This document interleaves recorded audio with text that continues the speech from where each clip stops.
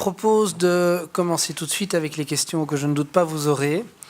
Une première question pour M. Coquet, parce que vous avez raconté super intéressant, mais vous l'avez dit vous-même, vous avez été très vite. Oui, j'avais 25 minutes, désolé.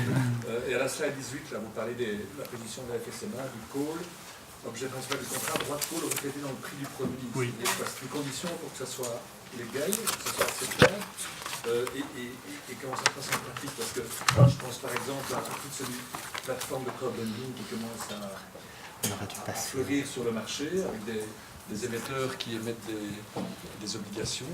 Et bon, dans tous les termes et conditions, il y a généralement un droit de remboursement anticipé. Benoît, je peux te demander de refaire parce que sinon on ne l'aura pas sur la prise de son. Donc tu parles simplement dans le micro. Sur quelque chose, ou... Non, tu parles simplement dans le micro. Voilà, c'est bon comme ça? Oui, ça va, c'est mieux, merci. Voilà, donc je disais donc à M. Cloquet que ce qu'il disait était très intéressant, mais qu'il avait lui-même dit qu'il en avait été très très vite.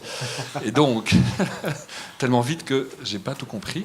Et donc, j'aurais voulu vous poser une question par rapport à votre slide 18 sur les calls et un slide intitulé Position FSMA. Oui. Donc vous mentionnez en bullet point là, droit de call reflété dans le prix du produit. Donc c'est quoi? C'est une condition pour que le call soit valable ou bien voilà, c'est une exigence? Et alors comment ça fonctionne en pratique? Parce que bon, Belfius fait des prospectus très élaborés, vous en avez montré un. Oui. Ils ont des services d'analyse financière très sophistiqués qui peuvent vous calculer le prix d'un call dans le prix du produit, j'en ai aucun doute.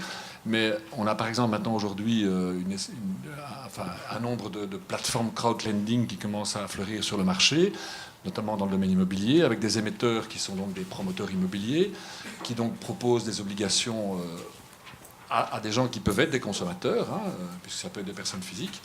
Qui sont des consommateurs alors? Qui sont des consommateurs, oui, ça peut être des entreprises aussi qui souscrivent. Puis bon voilà, est-ce que ces promoteurs immobiliers doivent calculer le prix du call éventuel s'ils ont le droit de remboursement anticipé dans les termes et conditions des obligations? Alors plusieurs éléments de réponse. Donc en effet, les trois conditions qui sont fixées là sont des conditions qui sont déterminées par la FSMA pour que le call soit autorisé. Donc le fait que le call doit être reflété dans le prix de l'obligation, c'est également repris dans le rapport annuel de la FSMA. Alors, la manière dont ça doit être reflété, bon, la pratique va évoluer, j'imagine, mais il faut que dans le prospectus ou dans le document d'information qui est remis aux consommateurs qui vont souscrire à ces instruments financiers, il faut qu'on décrive le raisonnement et la méthodologie qui a été utilisée pour calculer, enfin, j'aurai peut-être une confirmation de la FSMA ou d'informations complémentaires, donc voilà, décrire la méthodologie objective qui est utilisée pour calculer le prix de ce droit de call dans l'instrument financier. Mais en effet, c'est difficile à mettre en œuvre en pratique. Et voilà, chez Belfius... Je peux ajouter quelque chose. Je pense que maintenant, en fait, c'est très clair. Hein, le Code de droit économique et la position de la FSMA a clarifié les choses. Les options call pour l'émetteur dans le cadre d'une émission, d'une obligation ou d'un produit financier à destination des consommateurs, c'est fini. C'est fini. Alors, il y a une exception pour ça. Donc, ça veut dire que les calls, même dans lesquels on rembourse l'ensemble du montant et des intérêts, hein, ce qu'on appelle le make-all call, on ne peut plus le faire si on s'adresse à des consommateurs. Il y a une exception à cela, c'est lorsque le call est en fait l'objet principal du contrat. Si vous vendez un call, forcément, et c'est ce qu'on appelle les auto-callables, et il y a quelques conditions qui sont passées, mais alors c'est une caractéristique essentielle du contrat. Mais si vous avez un produit financier qui n'est pas, dont l'objectif, enfin qui n'est pas un call, eh bien c'est terminé. Maintenant, c'est fini dès le moment où vous placez ça auprès de consommateurs. Ça, je pense que c'est très clair. C'est vrai que c'était pas clair dans mon exposé. C'est l'application des dispositions du Code de droit économique. Donc, et si le produit est souscrit à la fois par des consommateurs et des non-consommateurs? Eh bien, vis-à-vis des consommateurs, ce ne sera pas... La clause sera nulle, mais par rapport aux autres, la clause sera nulle ou le contrat sera nul. On ne sait pas encore très bien quelles sont les conséquences. Mais ce sont les consommateurs qui pourront effectivement l'invoquer. Ça, je pense que c'est très clair. Il n'y a pas de donc au plus, les clauses, c'est fini, en fait. Donc, Mathieu, donc au plus on réglemente, au plus on est dans l'insécurité juridique. Non, parce que je pense que ce qui va se passer...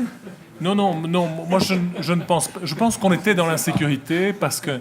Non, mais je pense qu'on va avoir assez rapidement, la pratique va se développer, je pense que tout va un peu se décanter et on aura rapidement des pratiques de marché nouvelles avec les choses qui sont admises ou pas admises. Et je pense que pour les obligations classiques, plain vanilla, je pense que ça va être très très clair. Donc il n'y aura plus de call, il n'y aura plus de modification unilatérale du compte et plus de substitution. Mais fondamentalement, ça ne va pas changer grand-chose. Par contre, pour tout ce qui est produits structurés, ça va devenir... Il va falloir adopter une méthodologie. Il fallait déjà regarder si on passait le test du moratoire sur les produits complexes. Et maintenant, en plus, il faudra examiner les dispositions du Code de droit économique. Donc, pour tout ce qui est produits structurés, c'est sûr, mais on est dans une tendance lourde qui fait qu'on ne peut plus refourguer n'importe quoi aux petites vieilles qui mettent les 30 000 euros de leur épargne, comme on l'a vu en fait avant 2008. Donc voilà, je pense qu'il y a une vraie réflexion qui devra être menée par les banques en fait, et il faudra voir ce qui peut encore être placé auprès des consommateurs. Sinon, l'alternative, c'est simplement de ne pas placer ce type de produit auprès de consommateurs et de le placer auprès de personnes morales en fait. Ou de prévoir des maturités plus courtes. Oui, mais je trouve que quand même, par rapport à toutes ces tendances de crowdfunding, de crowdlending, qui visent le marché, qui visent le public, ben là, on est tout à fait à contresens par rapport à ça. Et donc, il va y avoir des arbitrages vraiment intéressants à faire. Et on n'est pas au bout Et pourquoi de la ce serait réflexion. contraire au crowdfunding et crowdlending? Mais parce que là, on vient avec des pratiques de marché, avec des règles où on ne veut plus... Je ne dis pas que le crowdfunding, c'est fourguer n'importe quoi à des petites vieilles, pour reprendre tes termes, loin de là. Mais là, justement, on vise des produits moins sophistiqués, qui ne sont pas émis par des banques et qui s'adressent au grand public. Et tandis que la réglementation tend à pousser à ce qu'on vienne avec des choses hyper sophistiquées, hyper réglementées. Il faut carrément être professionnel pour les comprendre, quoi. Je ne sais pas si, Ça va être nul. si le call n'est pas là sa sophistication et un produit plain vanilla sans call, ça me paraît moins sophistiqué qu'un produit avec un call. Hein. Oui, mais bon, un droit de remboursement d'un emprunt anticipé, c'est pas non plus quelque chose d'hyper sophistiqué. Non. Quoi. On voit ça dans tous les... Je sais. Non, mais ça dépend. Si c'est le remboursement anticipé par l'émetteur, bon, c'est pas tout à fait... offrir ça vis-à-vis des consommateurs, c'est pas tout à fait anodin quand même, parce que si je souscris une obligation qui offre, je sais pas, un taux d'intérêt, puis si les taux baissent, on rembourse dans 2 ans. Bon, voilà, est-ce que le consommateur est à même de comprendre ce genre de mécanisme? C'est pas si fréquent que ça, en fait, les possibilités de rembourser anticipativement pour un émetteur, sauf si on rembourse tout. Mais même ça, c'est interdit aujourd'hui. OK. Autre question? Oui, moi j'ai 2 questions. J'ai 2 questions pratiques sur les clauses abusives. Surtout au niveau offre transfrontalière, je pense que c'est là qu'il y a beaucoup de questions qui vont se poser en pratique. La première, vous expliquez que dans le cadre d'un prospectus passeporté, la recommandation vise à dire dans les final terms, il sera expliqué que ces conditions-là ne s'appliqueront pas aux consommateurs belges. Et si ce n'est pas fait dans les terms and conditions, ce sera fait dans la publicité. Je passe le débat, rôle de l'émetteur, rôle du distributeur. On va dire qu'il n'y a qu'un émetteur qui commercialise directement en Belgique. On va faire simple. Donc, si je comprends bien, l'émetteur, dans la publicité diffusée en Belgique, va dire qu'il n'applique pas certaines conditions reprises dans le prospectus et dans les terms and conditions. Donc, il va le faire dans la publicité. C'est la recommandation qui a été faite, oui. Mais bon, à la base, l'idéal, ce serait donc, si c'est un prospectus de base qui vient d'un émetteur étranger, ce serait de prévoir la possibilité de débrancher, comme vous le dites, dans les final terms ou les pricing supplements. Mais si ce n'est pas fait, alors ce sera dans la pub. Si ce n'est pas fait, alors ce sera dans la pub. Voilà. Et ça veut dire alors que j'ai un problème par rapport à la directive prospectus alors. Ça veut dire que dans la publicité, l'émetteur va modifier le prospectus sans passer par un supplément. En effet, donc cette situation-là pose de nombreuses questions juridiques et il faudra voir comment ce sera résolu dans la pratique. Mais déjà, la question, est-ce que la publicité est un document contractuel qui s'applique entre les parties? Est-ce qu'il peut déroger aux terms and conditions? Voilà. En oui, effet, simplement, on modifie le prospectus finalement sans supplément, en passant par un autre document qui n'émane pas forcément des mêmes personnes. Enfin, au niveau juridique, je pense que ça va poser des questions. Il y a une solution pratique et qui est parfois utilisée, c'est de faire une sorte de ce qu'on appelle un drawdown prospectus, c'est-à-dire quelque chose entre le prospectus de base et les final terms, où on débranche justement certaines clauses. Voilà, donc il faudra un peu trouver des moyens originaux tant que les prospectus de base ne sont pas modifiés, en fait, pour permettre de débrancher ces clauses abusives. Et alors, une deuxième question pratique, peut-être plus au niveau de la banque. Si on dit on va pouvoir exercer les conditions à l'égard des non-consommateurs, mais c'est uniquement à l'égard des consommateurs qu'on ne peut pas exercer ces clauses abusives, est-ce que c'est possible avec un seul numéro ISIN? Est-ce que techniquement, un émetteur va pouvoir faire le tri et dire j'exerce envers cela, j'exerce pas envers cela? Est-ce que techniquement c'est possible si le produit a le même numéro ISIN et qu'il ne fait partie, qu'il n'y a qu'une ligne? Techniquement, je ne sais pas si ce sera possible. Pardon, vous pouvez répéter la question? Est-ce que c'est Il n'y a pas possible? de réponse. J'ai pas entendu le début, je suis désolé. Est-ce que ce sera techniquement possible pour un émetteur de dire j'exerce certaines clauses envers certains détenteurs de titres qui ne sont pas des consommateurs sur base du Code de droit économique, mais je ne les exerce pas envers d'autres parce qu'ils sont consommateurs? Si j'ai une ligne, un numéro ISIN, techniquement, est-ce que l'émetteur sait le faire? J'en suis pas sûre. Ça, je pense que si, parce que les bonnes sont identifiées par coupure ou denomination de 100 000. C'est une bonne question, mais... Non, mais même ça se fait déjà, par exemple, des droits de préférence, des actionnaires qui ont des droits de préférence, on ne peut pas les exercer dans certains pays pour X et Y raisons. Et bon, voilà, donc ça va demander évidemment tout un travail administratif, de vérifier que ceux à qui on récupère les obligations remplissent dans les conditions, mais je ne pense pas que ça puisse créer de difficultés insurmontables. Mais bon, ça va sans doute compliquer les choses, mais je ne pense pas que ce soit... je ne pense pas qu'il faille un code ISIN séparé. En tout cas, c'est mon... Sinon, ça deviendrait très compliqué. Ok, est-ce qu'il y a d'autres questions? Là au-dessus, mais il faudrait apporter un micro peut-être. Voilà.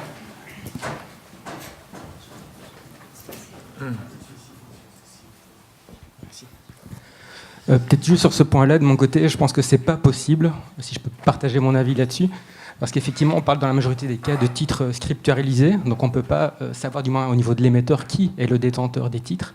Donc via les systèmes de clearing, du moins, on parle d'Euroclear, Clearstream pour les titres internationaux, on ne pourra pas appliquer ou pas certaines clauses en fonction du détenteur final.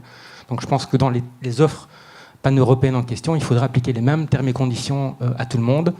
Et on peut aussi alors évoquer le principe d'égalité de traitement des investisseurs. Par contre, si on travaille avec un émetteur belge, là, on a le système de clearing de la Banque nationale de Belgique qui est de facto impliqué, qui permet d'identifier les détenteurs des titres pour des raisons fiscales au départ. Donc on a les investisseurs qui sont exemptés de précompte mobilier et d'autres qui ne sont pas exemptés de précompte mobilier. Et on sait en identifiant que les investisseurs non exemptés sont à ce moment-là des investisseurs qui sont qualifiés. Donc là, on pourrait éventuellement avoir un traitement différencié si l'émetteur est belge et si le système de clearing est, je pense, belge. Ma question, c'est plutôt pour M. Loast, si je peux. On a oublié le débat et la question sur l'émetteur versus distributeur. Je pense que la FSMA a décidé d'étendre le champ d'application du Code de droit économique aux distributeurs, comme la communication s'applique maintenant aux distributeurs qui agissent avec l'accord ou la coopération d'un émetteur. Et je pense que si on peut challenger ou discuter, débattre du pourquoi, en tout cas, la volonté de la FSMA, je pense, c'est de permettre aux investisseurs d'avoir une banque en face d'eux en cas de problème, un distributeur. Mais ma question, c'est une des options qui est prévue, comme elle a été explicitée ici, c'est de permettre donc de modifier certains termes et conditions via une brochure marketing. Mais la FSMA ne permet pas à un émetteur qui souhaiterait le faire d'avoir une notice qui serait publiée en direct vis-à-vis des investisseurs. Donc les investisseurs perdent l'option d'avoir en direct en face d'eux un émetteur qui s'engage de ne pas appliquer certaines clauses abusives. Elle l'oblige de passer par le distributeur et cette option-ci a jusqu'à présent été refusée. Donc je voulais savoir le pourquoi derrière. Est-ce que c'est juste qu'on part du principe que l'émetteur est étranger, donc on veut vraiment protéger le consommateur qui sera in fine plutôt en face d'une banque belge, a priori, distributrice en Belgique, ou il y a une raison autre derrière d'interdire cette option pour permettre de nouveau à l'investisseur d'avoir un accès direct envers l'émetteur? Écoutez, je ne vais pas répondre à une question à laquelle je ne sais pas répondre, parce que c'est ce texte ne relève pas vraiment de ma compétence, donc je ne vais pas vous dire des bêtises. Je crois qu'à mon avis, il y a plusieurs éléments qui jouent, notamment la distribution de produits en Belgique qui est assurée par un banquier et qui doit être assurée, enfin par un intermédiaire financier agréé. Effectivement, on peut se poser votre question. Je veux bien vous revenir si vous me laissez vos coordonnées et vous donner la réponse après. Mais sauf si quelqu'un autour de la table peut y répondre. Mais personnellement, moi, je suis incapable de le faire. Donc, j'ai pas l'habitude de répondre à des questions auxquelles je ne sais pas répondre. Mais laissez-moi vos coordonnées et je vous promets une réponse, par contre. Merci. Est-ce qu'il y a d'autres questions? Sur un autre sujet, peut-être? Oui, sur un autre sujet. On a évoqué les autres présentations. Allez-y, oui, c'est pour toutes. Les questions sont pour tous les sujets de l'après-midi, comme j'avais dit tout à l'heure. Donc, allez-y. Une question qui combine MAR et la directive prospectus. Donc, il y a une option effectivement qui est prévue pour reporter, différer la publication d'informations privilégiées. Cette option-là, comment vous la voyez dans le cadre d'une société qui fait en même temps, donc une société cotée, qui fait en même temps une offre publique de titres de créance? Et on a à l'article 16 de la loi prospectus actuelle l'obligation de publier un supplément en cas de changement significatif qui pourrait affecter, positivement ou négativement, la décision d'investissement de l'investisseur en question. Donc, est-ce qu'en fait, cette option sur la loi prospectus oblige l'émetteur, quoi qu'il arrive, à publier son supplément, ou est-ce qu'il peut utiliser ce qui se trouve dans MAR pour retarder aussi la publication de ce supplément? Parce que la loi prospectus l'oblige de publier dès que possible. Je crois que là, il y a une question de bon sens. Effectivement, on pourrait commencer à se poser des questions juridiques d'hiérarchie des deux législations, et probablement qu'il y a une réponse juridique. Moi, je vais vous donner une réponse de bon sens. Je vois mal un émetteur qui aurait une information privilégiée vraiment lié à l'émission de son obligation. On est dans le contexte obligataire et donc les informations privilégiées ne sont pas... Enfin, il y en a peut-être un petit peu moins que quand on parle d'action. Parce qu'effectivement, la volatilité d'une obligation, puisqu'il y a toujours cette référence au cours de bourse, est différente. Mais si un émetteur potentiel, puisqu'il n'a pas encore émis, a une information privilégiée qu'il n'a pas diffusée, je trouve extrêmement délicat qu'il fasse appel au marché à ce moment-là. Donc, à mon avis, il faut soit attendre, si effectivement on court un dommage grave et imminent, un dommage grave important en communiquant immédiatement, soit il faut communiquer, et effectivement, en fonction de l'état, soit on le met dans le prospectus, soit on rédige un supplément, qui est en fait constitué uniquement de l'information privilégiée publiée. Est-ce que garder l'information par deux personnes ne serait pas simplement induire le public en erreur? Mais bien sûr. Et donc, dans ce cas-là, la condition qui permet de différer n'est pas remplie, donc il n'y a pas de possibilité de différer. Mais j'emboîte peut-être sur la discussion que Philippe a évoquée tout à l'heure, c'est tout le problème de l'induction du public en erreur. Ça, c'est vraiment Philippe l'a très bien dit, on a deux conditions qui sont un peu antagonistes. Et la condition la plus difficile à réaliser, c'est de ne pas induire le public en erreur. Alors, imaginons un exemple, on va rester dans le domaine des obligations. Imaginons un exemple qui est souvent utilisé et qui est souvent traité, c'est la société qui est en rupture de covenant. Notamment, pour régler son problème, elle pourrait peut-être bien émettre une obligation vers le grand public qui pourrait résoudre une partie de ses problèmes de covenant. On a toujours pour règle qu'une société qui constate ce bridge, qui a des pistes raisonnables de pouvoir régler le problème, peut rentrer dans la logique du report de l'information privilégiée. Pourquoi ?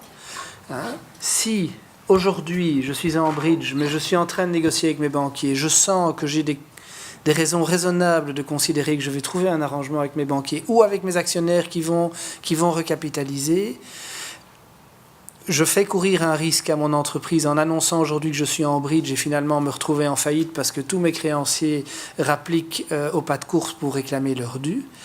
Et par ailleurs, c'est notre interprétation, je n'induis pas le marché en erreur puisque j'ai des raisons... Enfin, j'ai des éléments raisonnables qui me permettent de considérer que finalement ce sera un non-event puisque je vais réaliser la chose. Il est clair que si à ce moment-là, votre solution est un appel public à l'épargne, que ce soit capital ou bond, je crois que vous ne pouvez pas considérer que vous n'induisez pas le public en erreur. C'est aussi clair que ça. Alors, c'est très intéressant cette induction du public en erreur. On l'a évoqué tout à l'heure. Il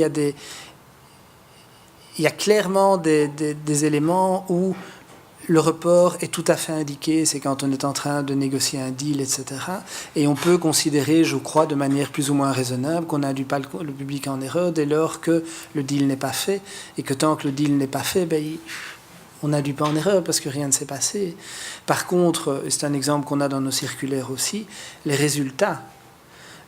Quand on a son résultat le 30 juin, que ce résultat est de nature à influencer le cours de manière significative, on ne peut pas dire qu'on reporte l'information jusqu'au 20 février parce que le conseil d'administration ne se réunit que le 20 février. Ça ne va pas. Vous induisez le marché en erreur pendant 20 jours sur un fait qui est réel, objectif, connu et qui ne changera pas dans les 20 jours. Et donc, on a des éléments où ça marche et des éléments où ça ne marche pas. Ce report d'information a clairement été créé pour des situations d'acquisition, de restructuration. Éventuellement, on peut l'utiliser comme dans l'exemple que j'ai donné des covenants, etc. Voilà. Ça me semble plus difficile effectivement à utiliser dans le cadre d'une restructuration si un émetteur fait une offre publique à l'épargne et quelques jours après, donc pendant la période d'offre, commence à négocier un rapprochement avec une société. Donc à ce moment-là, effectivement, elle pourrait différer l'information, mais en même temps, c'est une information de capital dans la décision d'investissement.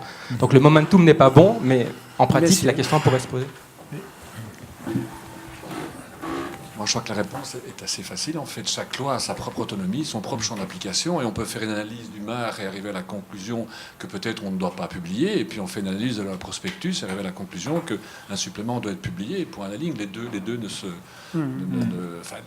Les deux ne sont pas dans un rapport hiérarchique. Chaque loi a son champ d'application propre et on doit faire l'analyse. Et si on doit publier en fonction du MAR, on doit publier en fonction du MAR. Et si on doit faire un supplément, on doit publier en fonction de la prospectus. Pour la ligne, je crois que c'est assez simple en fait. Sauf que la question est posée parce que justement dans la loi prospectus, il n'y a pas de guidance à part la définition de ce qu'est. Il n'y a pas de définition de ce qu'est un changement significatif. Si je peux encore juste ajouter une chose, je pense qu'il y a d'abord, et je partage tout à fait la réponse de bon sens, il ne faut pas aller sur le marché, aller chercher de l'argent si... Pardon ?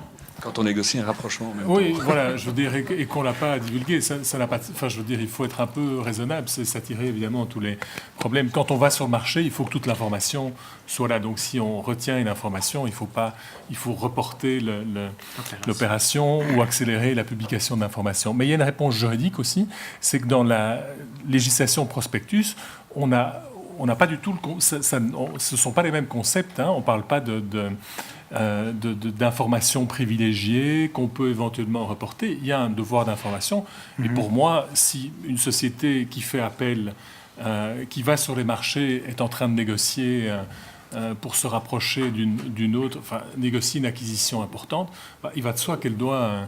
en informer les investisseurs, soit dans le prospectus, soit dans un supplément au prospectus. Et donc, ça veut dire qu'elle va devoir publier cette information. Mais donc, je pense que ce ne sont effectivement pas les mêmes notions qui figurent dans la réglementation RAM, pour reprendre la terminologie, et celles qui figurent dans la réglementation prospectus. Pour ajouter un point, à défaut, on risque purement et simplement d'induire le public en erreur. Il ne pourra pas prendre une décision valable sur le fait de souscrire ou d'acquérir le titre qui fait l'objet du prospectus.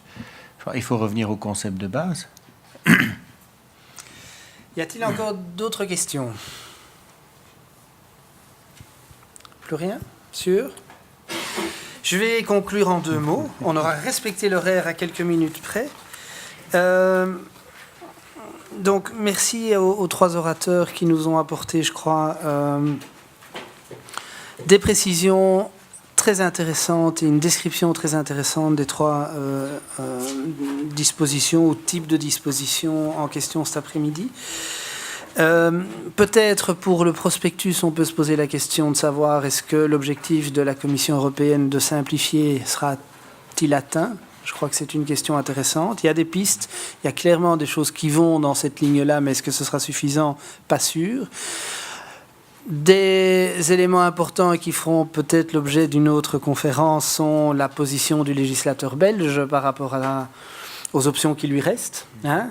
Que va-t-il faire du million et des 8 millions, hein, et que va-t-il faire pour ce qui est en dessous de la limite, hein. Est-ce que le législateur va imposer une documentation simplifiée, si oui, laquelle?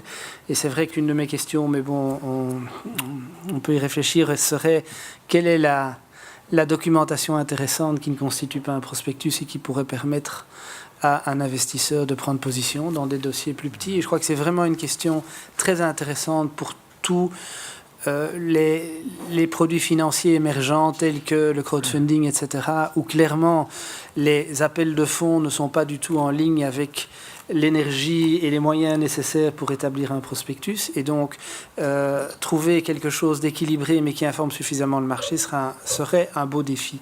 Je dis serait parce qu'il faut qu'il y ait un choix politique de demander quelque chose. J'en suis bien conscient. Pour Mar, bon, aussi très, très, très belle description de Philippe de cette problématique de l'information privilégiée. Quand détient-on une information privilégiée? L'importance pour la société de mettre en place des structures et une réflexion continue qui permet d'analyser le flux d'informations qui arrivent chez les dirigeants pour estimer si c'est une information privilégiée ou pas, et puis décider si on la publie ou pas, si on répond aux conditions. Et tout le suivi administratif qui s'y applique quand on reporte, les listes d'initiés et autres, tout un travail, je crois, utile, hein, pour que la société se prémunisse des inconvénients que peuvent entraîner une constatation de délit d'initié ou même une simple enquête. Hein. Je crois que les entreprises qui sont bien organisées éviteront d'avoir au maximum des problèmes de ce côté-là en informant correctement leur management, etc. C'est jamais très agréable d'avoir quelqu'un dans son entourage, quel qu'il soit, qui réalise une transaction inadéquate. Et donc, effectivement, une bonne organisation de l'entreprise, une information le plus vite possible sont des moyens d'éviter ça. Et je crois que le dernier exposé au sujet des clauses abusives nous montre à loisir que le débat est loin d'être clos. J'espère que la communication de la FSMA aidera le marché à s'en sortir un petit peu plus. Effectivement, il y a encore des questions posées et la pratique va nous montrer, je crois, un petit peu ce qui est acceptable et ce qui ne l'est pas. Et en général, les intermédiaires et les cabinets d'avocats qui les conseillent se suivent un petit peu et on va trouver, je crois, des pratiques de marché qui seront acceptables. Je vous remercie de votre attention cet après-midi. J'espère que l'après-midi vous aura été fort utile et je vous souhaite une très bonne soirée et un bon retour. Voilà.